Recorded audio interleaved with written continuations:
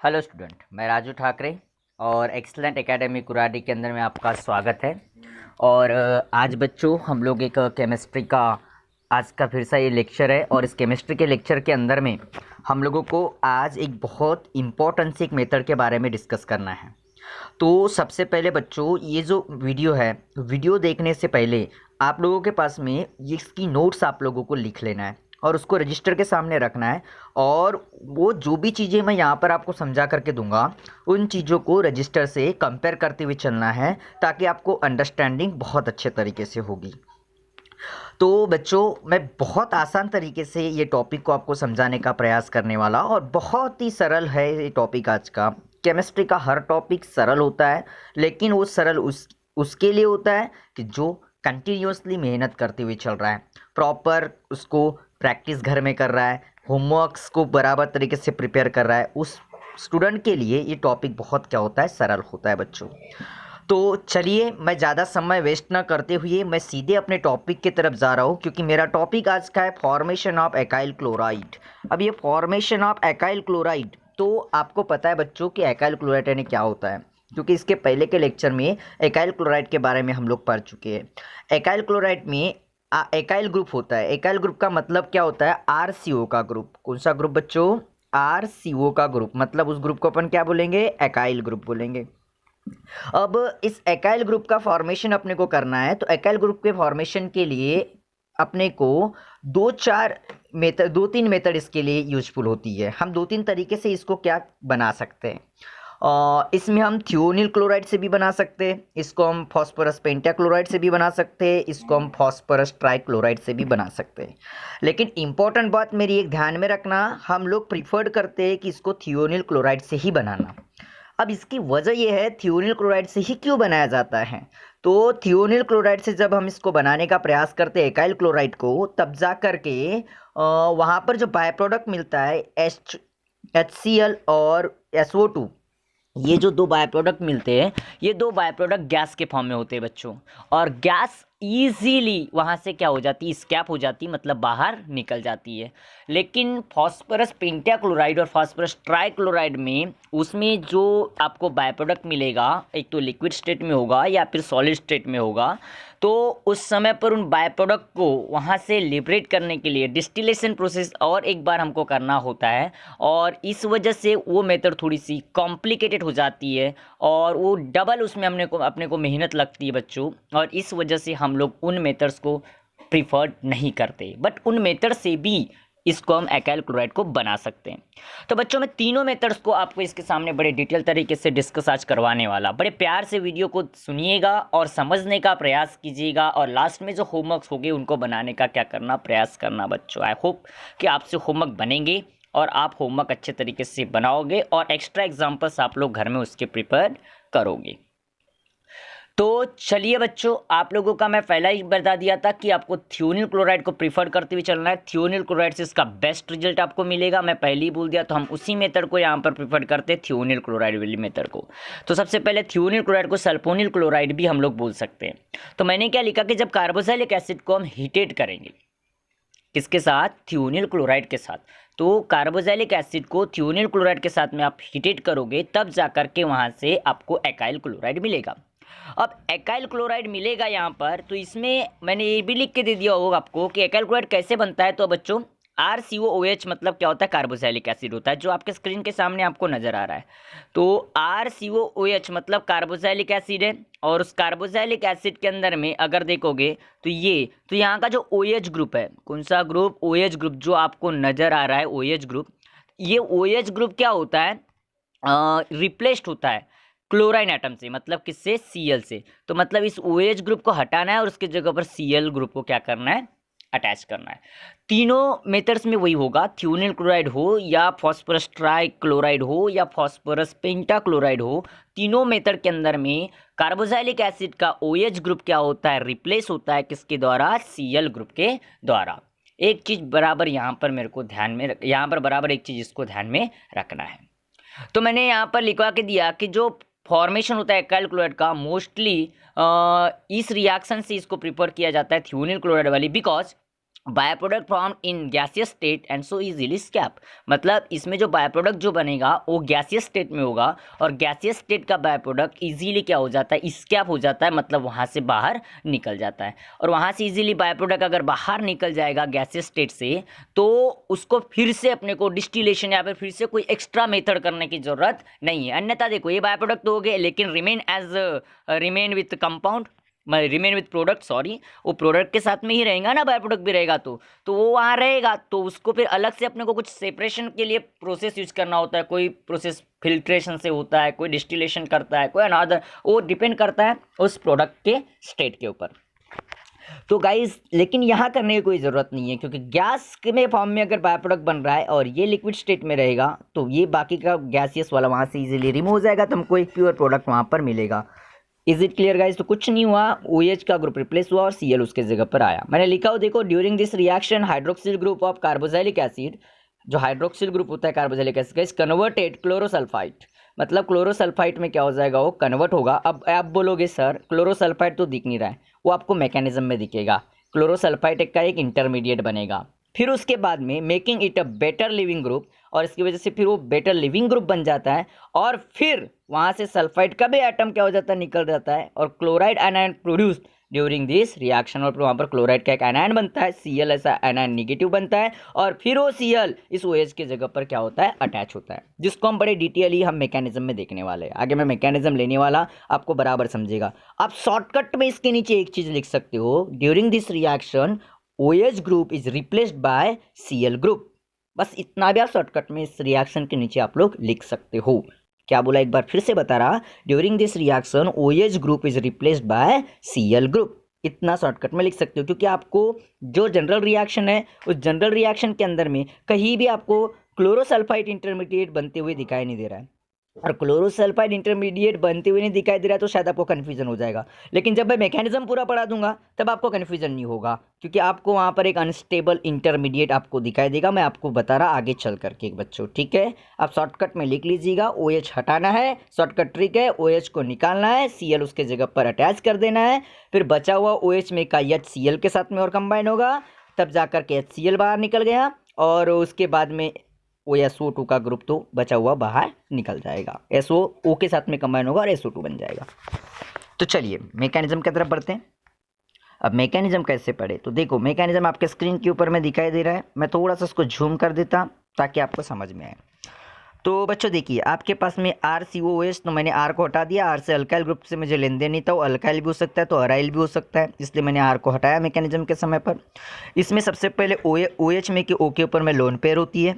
अब O के ऊपर में लोन पेयर होती है, तो लोन पेयर क्या करती है, वो बॉन्ड में कन्वर्ट हो जाएगी। तो आपको यहाँ पर ये OH ग्रुप का देखो, तो सबसे पहले क्या होगा, सल्फोनिल आपको क्लोराइड लेना है, मतलब थियोनिल क्लोराइड लेना है।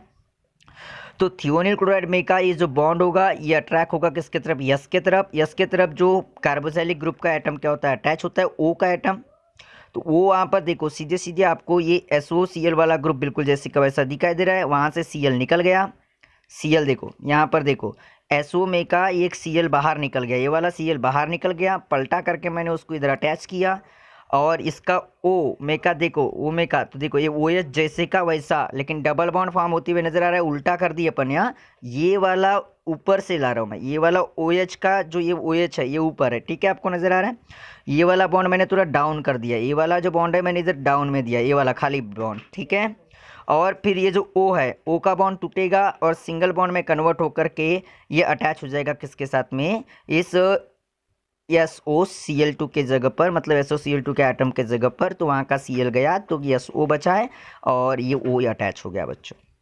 फिर इसके बाद में क्या होता है, आगे जा कर के ये जो Cl जो बाहर था आपके पास में, जो यहाँ से निकला था ये Cl H के तरफ आएगा, तो H के तरफ ये अट्रैक्ट होगा, तो H के तरफ अट्रैक्ट होगा, अपना निगेटिव चार्ज H के तरफ देगा, तो बॉन्ड में बनेगा, तो बॉन्ड बनते हुए HCl यहाँ पर आपको बाहर नज़र आ रहा है, HCl बाहर निकल गया, मतलब इस चार्ज ने H को अट्रैक्ट किया। H को अट्रैक्ट करने के वजह से इसका जो बॉन्ड था, बॉन्ड इधर आकर के इस चार्ज की तरफ आया, तो ये पॉजिटिव चार्ज था, यहाँ पर आपको नज़र आ रहा है वो पॉजिटिव चार्ज हट गया।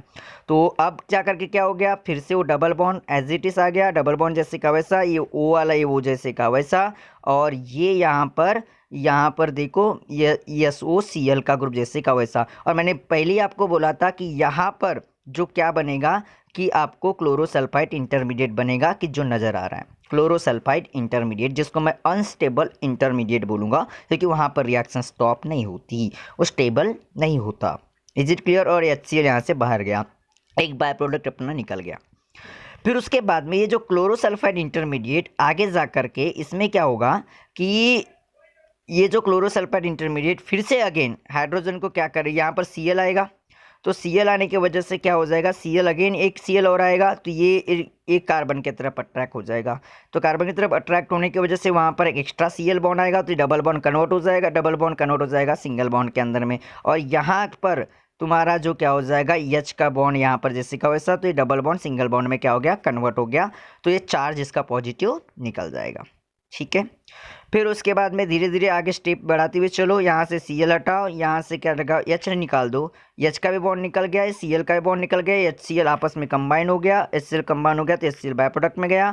और फिर बचा हुआ SO2 का इतना ग्रुप भी यहाँ से निकल करके बाहर निकल गया। तो बचा क्या यहाँ पर, बाकी कुछ नहीं बचा, ये वाला क्या बचा आपका, ये कार्बन बचा, और कार्बन के साथ में एक Cl अभी रिमेंस है, एक वैलेंसी खुली है, इतना ग्रुप यहाँ से क्या हो गया, बाहर हो गया, इतना ग्रुप बाहर हो गया, तब जाकर के इसके ऊपर में डबल बॉन्ड आ गया और ये बन गया तुम्हारा एकाइल क्लोराइड। तो मैंने ये मैकेनिज्म बताने के पीछे उद्देश्य ये था कि मुझे ये क्लोरोसल्फाइड इंटरमीडिएट आपको समझा देना था कि यहाँ पर पहले बीच में क्लोरोसल्फाइड इंटरमीडिएट कैसे बनता है, क्योंकि नीट के ऊपर में इसके ऊपर क्वेश्चन है, तो आपको इसके बारे में कोई इन्फॉर्मेशन ही नहीं होती क्लोरोसल्फाइड इंटरमीडिएट बनता है या नहीं बनता, क्योंकि आपके टेक्स्ट बुक के अंदर में भी कुछ नहीं दिया है।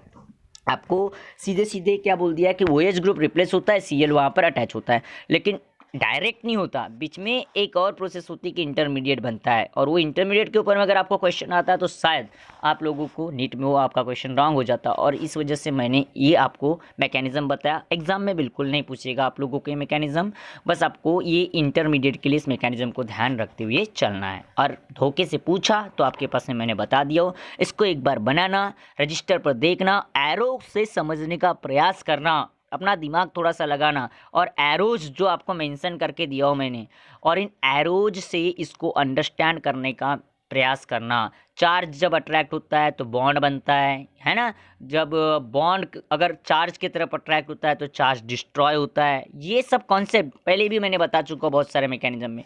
तो बाहर की तरफ जाता है तो बॉन्ड चार्ज में कन्वर्ट होकर के जाता है ना, ऐसा इन ऐसे चीज़ों को समझने का प्रयास करना, क्योंकि मैकेनिज्म अंडरस्टैंडिंग के लिए होते हैं और अंडरस्टैंडिंग बहुत ज़रूरी है, और अंडरस्टैंडिंग केमिस्ट्री में रिक्वायर्ड है। मैं बार बार आपको बताता हूँ, समझने का प्रयास और खुद से एग्जाम्पल लेकर के मैकेनिज्म बनाने का प्रयास करना है आप लोगों को, ताकि एग्जाम्पल का मैकेनिज्म भी आपको बनाते हुए आए।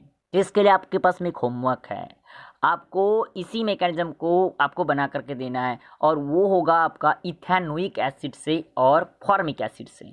दो मैकेनिज्म मुझे आज आपको बना करके सेंड करना है, इथेनोइक एसिड का और फॉर्मिक एसिड का, दो मैकेनिज्म। ये आपका क्या हो गया, होमवर्क हो गया। Is it clear? चलो इसके एग्जाम्पल से भी समझने का प्रयास करते हैं। एग्जाम्पल्स किस प्रकार से हो गए समझ लेते हैं। देखो मैंने इथेनोइक एसिड का आपको एग्जाम्पल दिया, आपको इसका मैकेनिज्म बताना है, ठीक है। एसिटिक एसिड मतलब इथेनोइक एसिड, ओके गाइस। तो एसिटिक एसिड मतलब इथेनोइक एसिड का मैंने सल्फोनिल क्लोराइड के साथ में या थियोनिल क्लोराइड के साथ में हीटिंग किया, तब जाकर के आपको नजर आ रहा है कि इथेनोइल क्या बना, क्लोराइड बना। तो ऊपर ऊपर देखने के लिए तो वही बात है कि OH गया और एक Cl आया, बचा हुआ एक Cl था वो H के साथ में गया, और जो वो में का H था उसके साथ में गया, और फिर बचा यहाँ SO बचा, तो SO ये OH में का एक O बचा था, तो उसके साथ में SO2 के फॉर्म में, गैस के फॉर्म में दोनों के दोनों लिबरेट हुआ। मैंने मैकेनिज्म में आपको बता दिया हो कि ये देखो गैस के फॉर्म में यहाँ से बाहर निकल गया, है ना। इस तरीके से आप लोगों को मैंने यहाँ पर बता दिया। तो उसके बाद में अब देखो फॉस्फोरस पेंटाक्लोराइड वाले भी मेथड देख लेते हैं। फॉस्फोरस पेंटाक्लोराइड में भी वही हाल है। मैं मैकेनिज्म इसलिए नहीं बताया इनका क्योंकि ये मेथड हम प्रीफर नहीं करते अपन नॉलेज के लिए, और थियोरेटिकल चीज़ों के लिए इन मेथड्स को हम लोग याद रखेंगे, क्योंकि बाद में इसका प्रोडक्ट बनने के बाद में इसका फ्रैक्शनल डिस्टिलेशन आपको करना है। 11th क्लास की बुक को रेफर करना, फ्रैक्शनल डिस्टिलेशन यानी क्या होता है। और एक होमवर्क, आपको फ्रैक्शनल डिस्टिलेशन की डेफिनेशन मुझे लिख के बताना है, लिख के भेजना है, ताकि आप लोग उसको प्रीफर कर रहे हो या नहीं कर रहे हो मुझे कंफर्मेशन हो सके। इसलिए फ्रैक्शनल डिस्टिलेशन का भी आपको डेफिनेशन वहाँ पर क्या करना है, बनाते हुए चलना है बच्चों।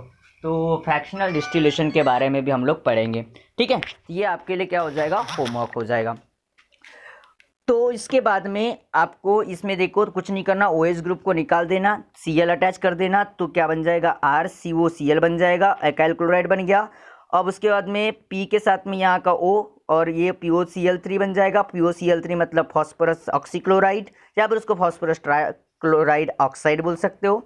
और HCl यहाँ पर भी क्या हो गया, बाहर हो गया बच्चों, ठीक है। और याद रखना कि यहाँ पर फॉस्फोरस जो पेंटाक्लोराइड तो सॉलिड फॉर्म में होता है, सॉलिड फॉर्म में होने की वजह से यहाँ पर अपने को एक्स्ट्रा फ्रैक्शनल डिस्टिलेशन करना होता है, सॉलिड हो या लिक्विड हो, है ना। इस समय पर अपने को फ्रैक्शनल डिस्टिलेशन करना होता है। तो कैसे रिएक्शन हुई देख लेते हैं। Phosphorus pentachloride is solid, phosphorus pentachloride solid है which react with carboxylic acid, और कार्बोक्सिलिक एसिड के साथ में रिएक्ट होगा इन द कोल्ड ठंडे एटमॉस्फेयर में to give the steamy acidic fumes. मतलब फ्यूम्स आपको समझता है ना, स्टीमी मतलब वेपर्स टाइप थोड़ी सी acidic fumes of hydrogen chloride, और उसमें एक हाइड्रोजन क्लोराइड के फ्यूम्स वहाँ से क्या निकलेंगे, बाहर निकलेंगे।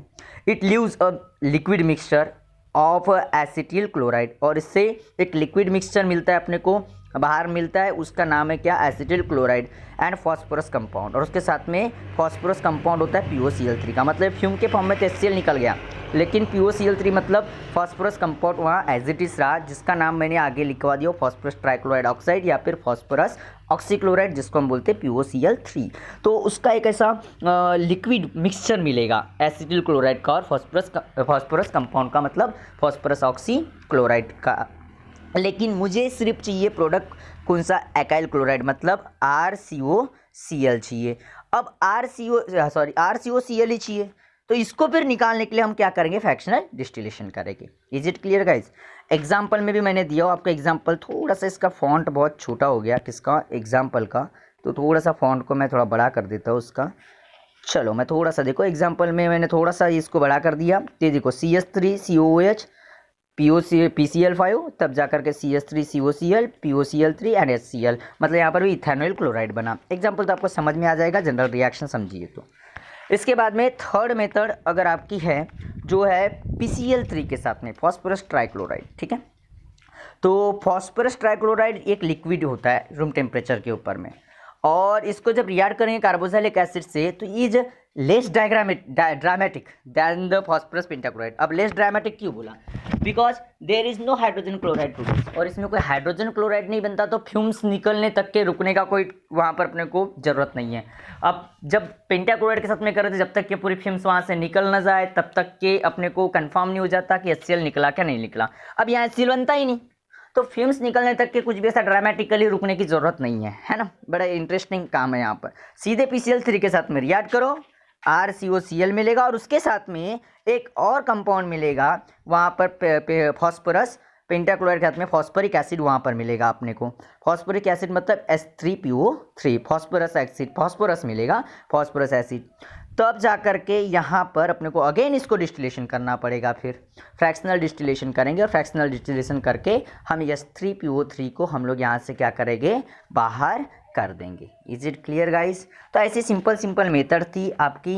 आई होप कि ये मेथड्स आपको समझ में आई होगी, और आप लोग इसको अच्छे तरीके से क्या करोगे, इसको बनाओगे, अच्छे तरीके से इसको समझोगे, और आप इसके एक्स्ट्रा एग्जाम्पल्स बनाओगे, ताकि आपकी अच्छे तरीके से परफेक्ट प्रैक्टिस हो सके। बिकॉज गाइज लास्ट में यही बोलो, practice make a perfect man, और परफेक्ट प्रैक्टिस होना चाहिए, तभी जा कर के आप परफेक्ट बनोगे। और केमिस्ट्री, ऑर्गेनिक केमिस्ट्री नाम ही है प्रैक्टिस का, और क्योंकि इसमें जितना आप इसमें इन्वॉल्व रहोगे, जितना आप इन्वॉल्वमेंट दिखाओगे, उतने ही आप उसके साथ में जुड़ते जाओगे, और वो टॉपिक में आपको इंटरेस्ट आते जाएगा, और आपकी केमिस्ट्री बेटर बनेगी, और केमिस्ट्री बेटर बनेगी तो आपका रिजल्ट 100% बेटर बनेगा।